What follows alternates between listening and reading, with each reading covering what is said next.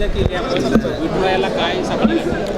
वारकरी शेतकरी हे सगळे सुखी होऊ दे।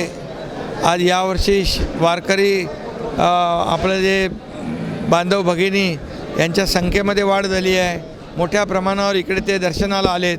पाऊस चांगला पडला आहे, पाऊस चांगला पडू दे, पीक चांगले येऊ दे, सुगीचे दिवस येऊ दे, त्यांच्या बळीराजाचं अरिष्ट संकट दूर होऊ दे आणि या राज्यातल्या प्रत्येक घटकाला, मग शेतकरी आहेत, कष्टकरी आहेत, कामगार आहेत, वारकरी आहेत, महिला भगिनी आहेत, युवक आहेत, ज्येष्ठ आहेत, या सगळ्यांच्या आयुष्यामध्ये चांगले दिवस पांडुरंगाच्या आशीर्वादाने येऊ दे, हीच मागणी आहे, हेच साकडं आहे।